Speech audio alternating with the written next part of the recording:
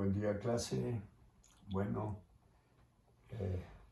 después de ese pequeño descanso, vamos a dar continuidad con nuestra teoría. ¿Hacia dónde apunta todo lo que estamos haciendo? Hacia aprender a construir la solución general de una ecuación lineal, primero homogénea y luego no homogénea. Ya estamos muy cerca de concluir cómo se arma la solución general de una ecuación lineal homogénea, o sea, de una ecuación de esta forma. Pero nos faltan unos dos elementos. Entonces, en la sesión pasada habíamos mencionado un teoremita o enunciado un teoremita, teorema 1, lo rotulamos, que nos hablaba de qué sucede con el Wronskiano cuando las funciones dadas son linealmente dependientes en un intervalo dado o en un segmento dado. Entonces la conclusión era que el Wronskiano era igual a 0 para todo x de ese intervalo. Sin embargo, explicábamos allá que el Wronskiano es una herramienta de doble filo. Si nos dan un grupo de funciones y su Wronskiano es 0, desde ese resultado no podemos concluir nada. Las funciones pueden ser linealmente dependientes como pueden ser independientes. En cambio, el Wronskiano se vuelve una herramienta formidable cuando nos dan un grupo de funciones, calculamos el Wronskiano y ese Wronskiano nos da diferente de 0 en todo un intervalo o en todo un segmento. Entonces, en ese caso decimos que en ese intervalo o en ese segmento nuestras funciones indiscutiblemente son linealmente independientes. Eso lo habíamos aclarado, cuál es la razón. Bueno, ahora el teoremita que tenemos aquí nos va a acercar más a eso que queremos conformar, o sea, cómo se construye la solución general de una ecuación lineal homogénea y por qué está garantizado que ella es la solución general. Entonces este teorema ya nos acerca a ese punto. Entonces nos dan un grupo de funciones, las cuales, aparte de ser soluciones particulares de una ecuación de esta forma, o sea, de una ecuación lineal homogénea, que ya saben por qué ese nombre, son además linealmente independientes en un intervalo. También ese concepto ya lo aterrizamos. ¿Qué significa que sean linealmente independientes en un intervalo? Entonces, el teorema nos garantiza que si se cumple esa condición, que es la hipótesis, entonces al calcular el Wronskiano para esas funciones, garantizando que estos coeficientes que aparecen aquí en la ecuación sean funciones continuas en el intervalo donde nuestras funciones son linealmente independientes, entonces el Wronskiano de esas funciones va a dar diferente de 0 para todo x de dicho intervalo. Esa es la gran conclusión que nos da este teorema. Lo vamos a ilustrar con un ejemplo, pero mirando hacia el futuro nos preguntamos, bueno, ¿cuál es la importancia de este teorema? La importancia de este teorema está en que cuando planteemos la solución general de una ecuación de esta forma, vamos a poder garantizar que con ella podemos resolver cualquier problema del valor inicial para la cual están garantizados los valores de las constantes, o sea, de los parámetros que garanticen que se cumplen esas condiciones iniciales. Eso diríamos que es un poco denso entenderlo desde aquí. Ya cuando estemos allá abordando problemas propios, pues nos va a quedar más fácil. Por lo pronto pasemos a un ejemplo que nos ilustre este teorema. Bueno, vamos a ilustrar el teorema. Entonces para eso tomamos una ecuación lineal, homogénea. Pues tomamos una ecuación sencillita de comprobar para que pues economizar tiempo.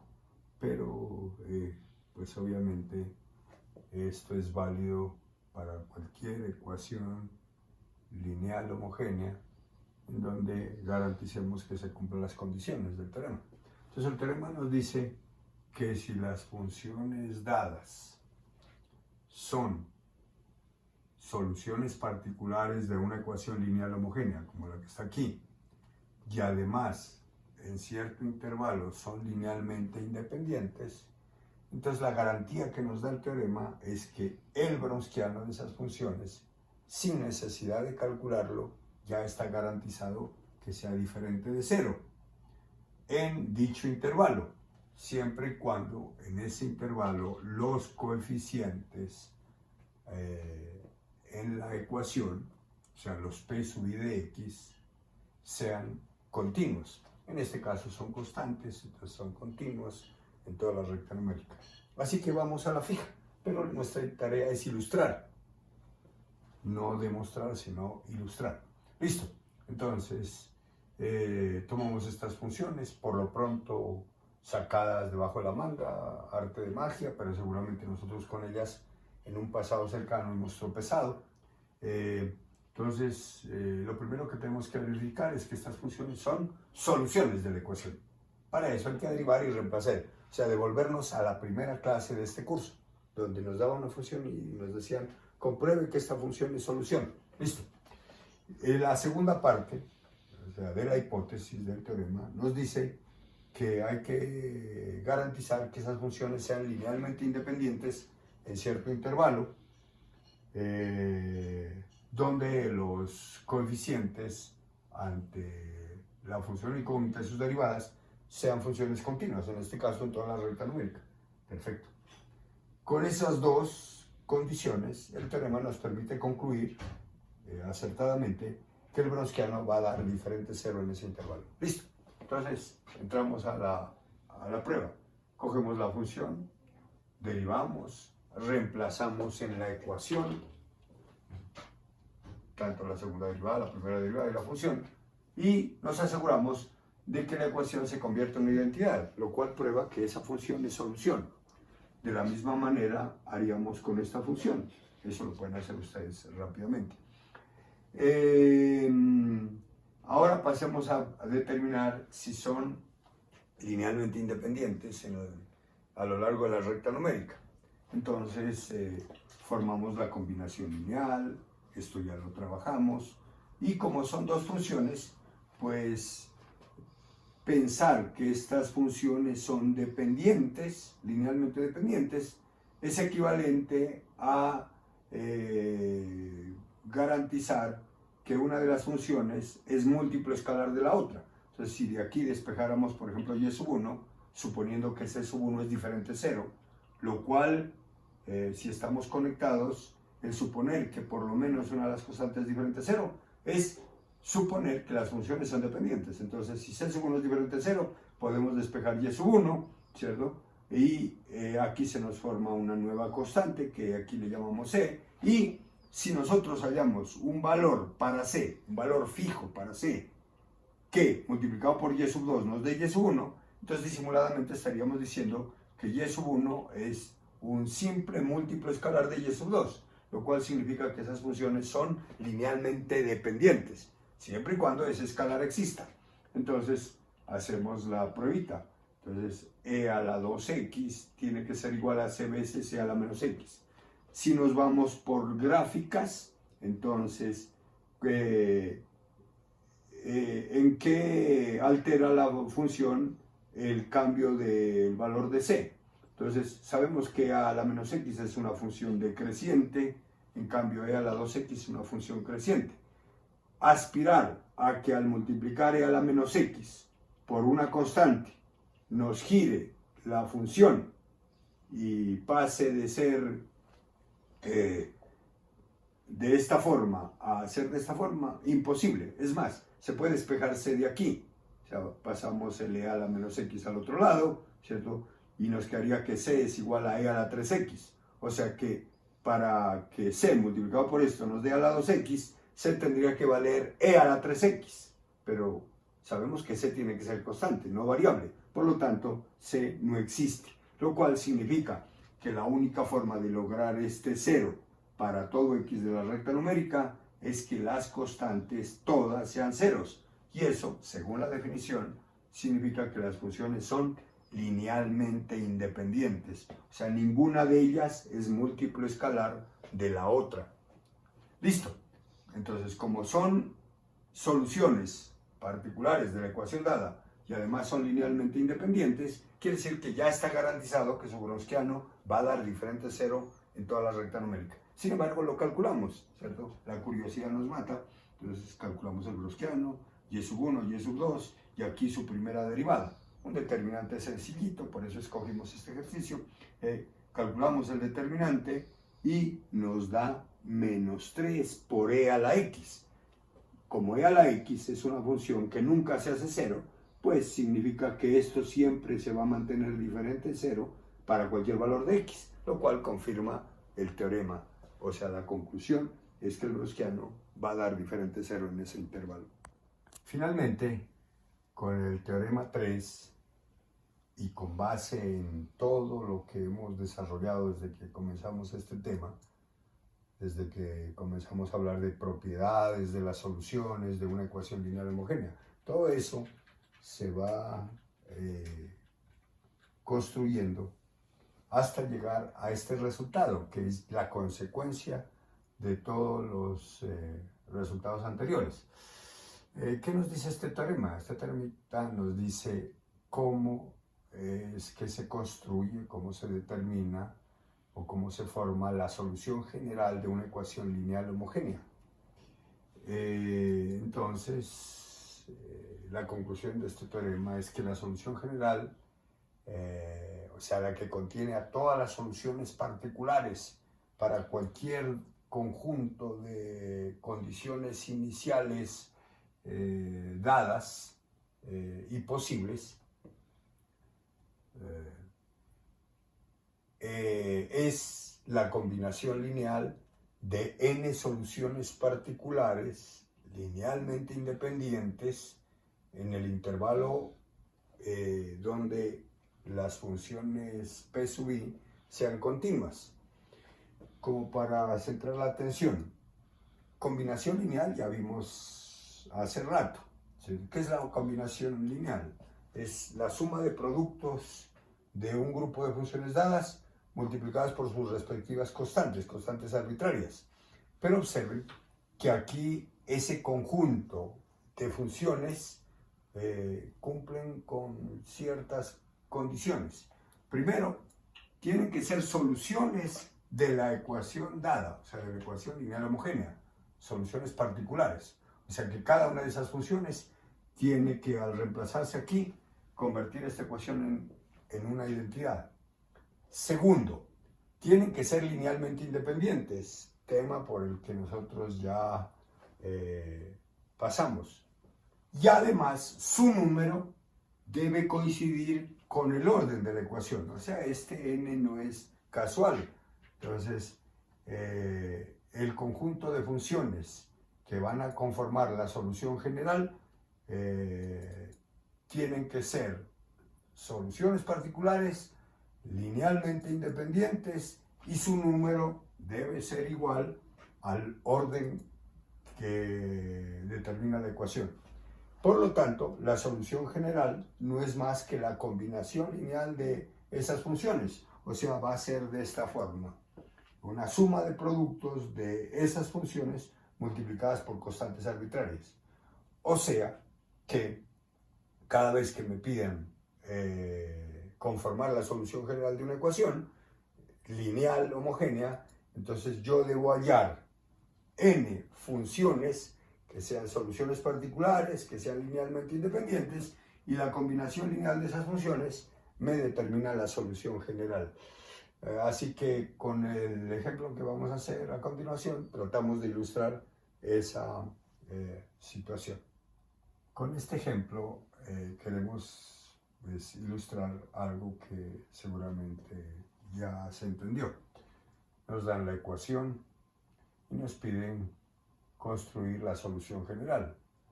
Novedad que estábamos esperando.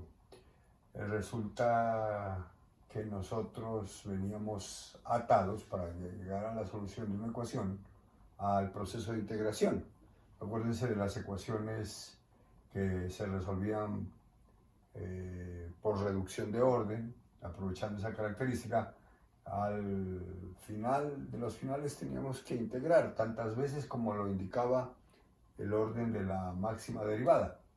Pero para armar la solución general de una ecuación lineal homogénea, estamos percibiendo que se hace de otra forma. O sea, construyendo un conjunto de funciones que sirven de base para determinar la solución general, pero que tienen que cumplir las condiciones que nos dan en el teorema. Bueno, entonces nos dan esta ecuación. Por un ejemplo que hicimos anteriormente, sabemos que estas dos funciones son soluciones particulares y que además son linealmente independientes. Así que tenemos a tiro de as la solución general de esta ecuación. Entonces, según el teorema, la solución general no es más que la combinación lineal de estas funciones, cuyo número, pues obviamente, corresponde al orden de la ecuación y que, aparte de eso, son soluciones particulares de esa ecuación y además linealmente independientes. Por lo tanto, la solución general es una familia de esta forma, donde C1 y C2 son constantes arbitrarias. Esto es lo que nosotros conocemos como una combinación lineal. Se preguntará uno, pues siendo, entre comillas, tan fácil construir la solución general, nada que ver con eso tormentoso que es integrar, entonces nos preguntamos dónde está la importancia de que esta sea la solución general.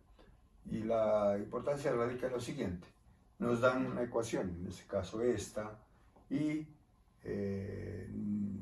nos imponen un par de condiciones iniciales. O sea que la solución que estamos buscando, aparte de ser solución de esta ecuación, debe satisfacer un par de condiciones. Disimuladamente lo que vamos a resolver es un problema del valor inicial o problema de Cauchy. Entonces, suponemos que esos valores son valores admisibles y por lo tanto, ¿qué esperamos? Esperamos que de esta gran familia haya un miembro, o sea, una solución particular que, aparte de ser solución, satisfaga ese par de condiciones. Y precisamente el hecho de que esas funciones sean linealmente independientes, que su número coincida con el orden de la ecuación y que sean soluciones de la ecuación, pues indica que vamos a hallar valores particulares fijos para C1 y C2 que nos garanticen que esa función con esos valores fijos de las constantes sea solución de nuestro problema. Entonces, les propongo que ustedes para valores cualesquiera, x sub 0, y sub 0 y y sub 0', o sea, valores numéricos dados,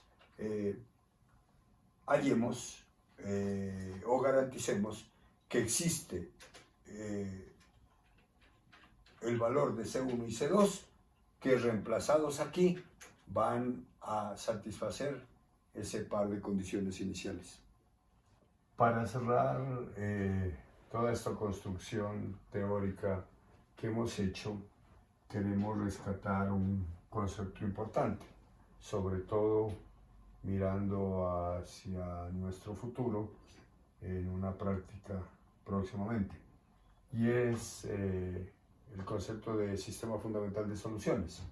Nos dan una ecuación lineal homogénea de enésimo orden, a que le llamamos sistema fundamental de soluciones, al conjunto o a todo conjunto de n soluciones particulares linealmente independientes de esa ecuación. Y entonces ustedes saben que gracias a un teoremita, al teorema 3 precisamente, sabemos que con ese conjunto es que se arma la solución general. O sea que el preámbulo a armar la solución general consiste en hallar un sistema fundamental de soluciones, el cual va a estar constituido por tantas funciones como el orden lo indique. O sea que si la ecuación cuya solución general quisiéramos hallar es una ecuación de segundo orden, entonces debemos disponer de dos soluciones particulares linealmente independientes. Y ese conjunto de funciones es la que se conoce aquí por definición como sistema fundamental de soluciones. En general, si la ecuación es de enésimo orden, entonces todo sistema fundamental de soluciones va a estar constituido de n funciones, que aparte de ser soluciones particulares, tienen que ser linealmente independientes.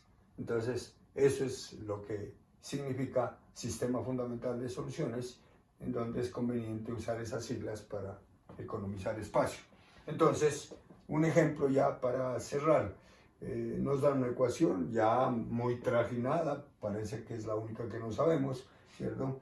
Y esta ecuación es de segundo orden, lineal, homogénea.